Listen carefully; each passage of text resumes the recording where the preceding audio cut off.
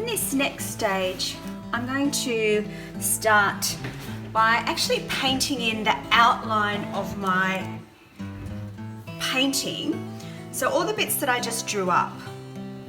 So I've got a water container, I've got two brushes, sort of medium-sized pointy brushes, and one that's slightly smaller. And I've got some blue and some white. Now this is just going to be an outline and a guide, but I find that having blue and white actually gives me a good kind of base to work with. So I don't want it to be too light. I want it to be just slightly lighter than a mid blue, than a dark blue. So you see how I took a little bit of white onto there and I moved it across into the blue.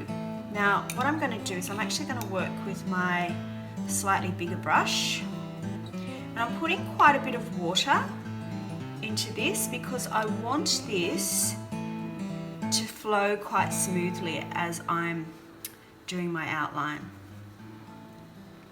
Now this is going to be a thickish kind of outline because when it dries I'm going to paint in and on top of it, but for now it's going to be the guide for where I need to paint. So I'm just going to move my palette across. Here's my painting.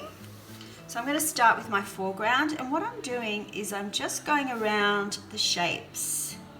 Actually this brush is probably a little bit big, so I'm going to go for the other one. And yes, it does look big, but that's okay because I'm actually going to go back around and over this with different coloured paint at a later stage. And this is just a technique that I like to use, which allows you to get a bit of depth into your painting. Remember, paintings are many layered, so this is kind of what we might consider our second layer of what will be many layers over the top of each other. So never panic about, oh, that layer, that's not looking right, because it's all part of a process of layering. And each of these artists had a different way of doing things. See how I'm giving that some directional lines so that I can see. And what I'm doing is I'm painting the things that are in front. So I'm looking at what's in the front or what's in the foreground, and I'm doing that first.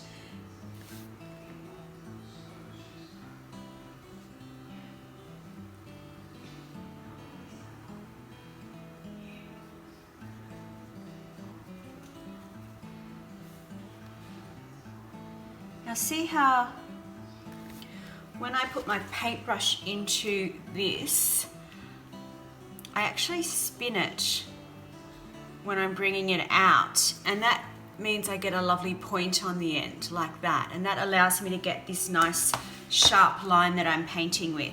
And the other thing that it does is I can anchor my arm onto the table here so that when I'm painting, my arm doesn't wobble all over the place and make a wobbly line. So I've actually got my hand down on the canvas here, or on the paper, like so.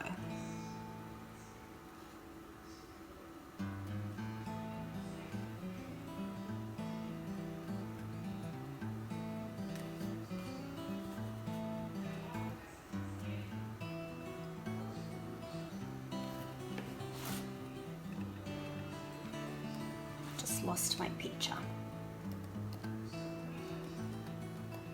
Oof.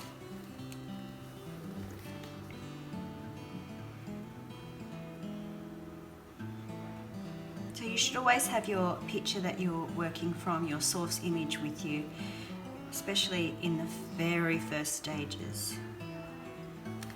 Even in the very last stages, it's pretty important.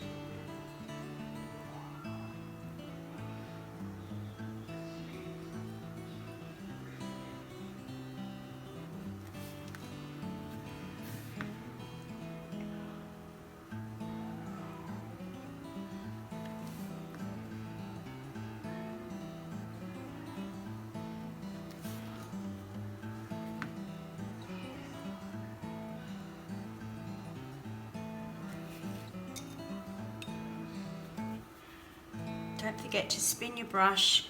So I didn't spin it very well in that last one, and it didn't flow very nicely when I tried to put it down onto the paper.